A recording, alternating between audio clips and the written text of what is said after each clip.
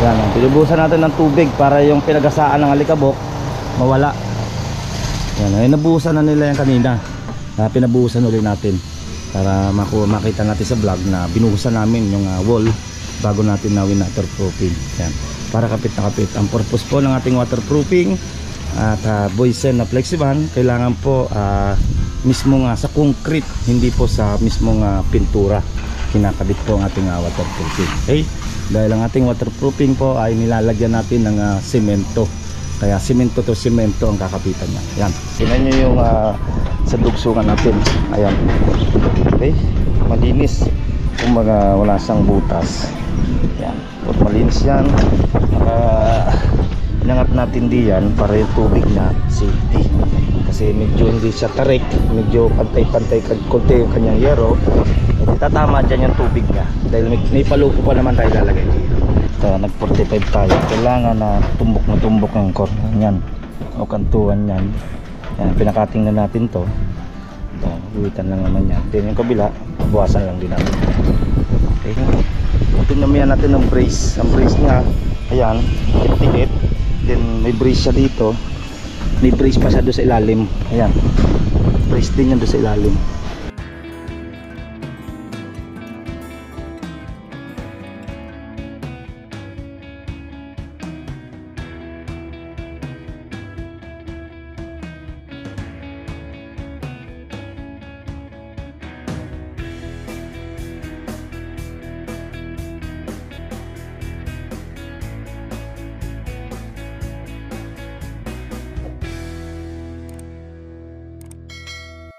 Ayan mga boss, at good morning. At welcome back ulit sa ating YouTube channel. Dito tayo sa Block 34. Ang waterproofing natin ng Block 34 exterior. Hasaan na itong nasa likod mga bossing.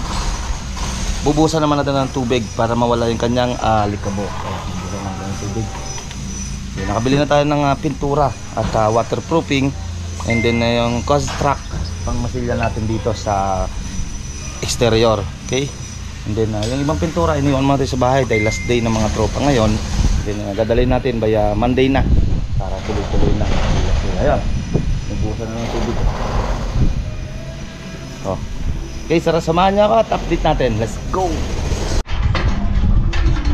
Ayan mga boss, tapos na yung ating roofing. Ayan, nagpagawa tayo araw ng Sunday. Ayan, tapos na yung roofing natin. Kaso na lang ngayon. Tingnan nyo yung sa dugsungan natin. Ayan. Okay, malinis. Kumbaga wala siyang butas. Ayan, put malinis yan. Inangat natin diyan para yung tubig na safety. Kasi medyo hindi siya tarik. Medyo pantay-pantay konti yung kanyang yero. Tatama dyan yung tubig niya. Dahil may palupo pa naman tayo lalagay dito. Same din yan sa isa. Ayan. Din. Araw na Sunday, yan gumawa sila. Yun na lang kapiraso. Pagkatapos na yung gutter, align na. Tapos lalagyan ng palupo. Ay. Ano?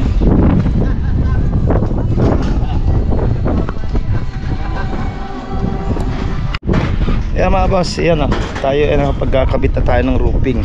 Halos 2 araw tayo din nakapagkabit dahil gawa ng mulan. Ayan, pero tapos na ngayon, mainit na uli. Palupo na lang yung gutter, i-align natin din yung flashing. Kaso yung flashing dito, uhuli na natin. Waterproofing muna natin yung wall bago natin ilagay yung flashing. Tapusin muna natin yung gutter, hindi yung kanyang palupo. Nagagwitan nyo na lang yan. Nag 45 tayo. Kailangan na tumbok ang corner yan o kantuan yan. Yan, pinakating na natin to. Buwitan lang naman yan. Then yung kabila, buwasan lang din natin. Okay, kabit tayo ng palupo. Yung gutter natin mga boss, okay na. Nakafix na yung ating mga gutter. Yung gutter natin, tinamihan natin ng brace. Ang brace niya, ayan, tikit. Then may brace siya dito. May brace pa siya doon sa ilalim. Ayan, brace din yan doon sa ilalim. Ayan, maraming mga lock dyan. Palupo na lang yung ating kinakabit. Okay, ito maiwan pa natin to. Ito natin mapinis. Ito, ayan, inahasa na. Kabila na yan, halos kalahati na. Maganda pa yung wall dito, wala masyadong crack. Ayan, binubusan natin ng tubig para yung pinagasaan ng alikabok mawala. Ayan, ay nabuhusan na nila yan kanina. pinabuhusan ulit natin para makita natin sa vlog na binuhusan namin yung wall bago natin na waterproofing. Yan, para kapit na kapit. Ang purpose po ng ating waterproofing at Boysen na Flexiban, kailangan po mismo nga sa concrete, hindi po sa mismong pintura kinakabit po ang ating waterproofing. Okay, dahil ang ating waterproofing po ay nilalagyan natin ng semento, kaya semento to semento ang kakapitan niya. Yan, at binubuhusan na. Baw.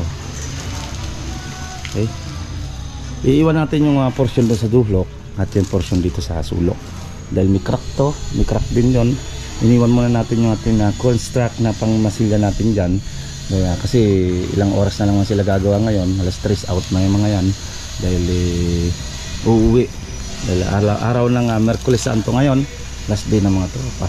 Okay, yan, bubuhusan ng tubig hanggang dyan, bubuhusan ng tubig yan. Yan, lahat yan hanggang paikot. Pero ito muna nga natin, patong tayo, 3 patong tayo. First coat muna tayo ngayong araw, sunod na pagbalik natin saka natin patungan ulit. Ito kailangan natin matapos para makabit na natin yung flashing. Hindi namin makabit yung flashing dyan, kung kakabitan natin maiipit yung walang waterproofing. Kaya bago natin ikabit yung flashing, tapos na yung ating waterproofing. Okay, manamana ng akyat. Kaya pinatanggal na natin yung moldura dito, yung moldura na hardflex na 1/2 para ma-waterproofing na natin ang bago. Dahil yung pagkabit natin ng hardflex, lalagyan natin ng adhesive tsaka semento.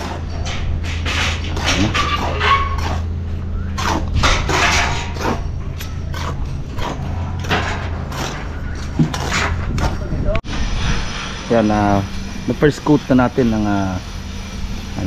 waterproofing. Meron na siya, first coat na natin. And then pagbalik natin by April 1, Lunes, 4 days na pahinga dahil Merkulis Santo ngayon. Yan, natin yan. Yung first coating na yan, mamasilya na natin yung crack na yan. Yan, construct na gagamitin natin dyan pang masilya yung mga crack na yung ibang lumabas na yan para matabunan yung ibang crack. Yung construct, semento rin yung ilalagay natin doon. Okay, then saka natin babatakan ulit ng 2 patong. Yan, yung iba na yan, yung ibang may crack dyan, lalagyan muna natin construct. Okay, first coat na tayo. Ito yun na siya. Pupukusan natin to kaya next week para malagyan natin ng flashing.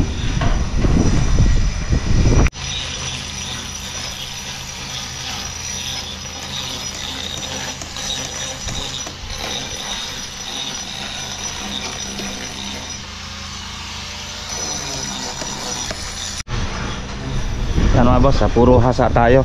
Tapos na tayo maghasa dito. Kabila na lang, yung pinagkabitan na lang ng bricks yung hinahasa. Yan, nahasaan na rin to.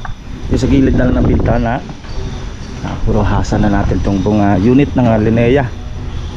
Okay, nahasa na.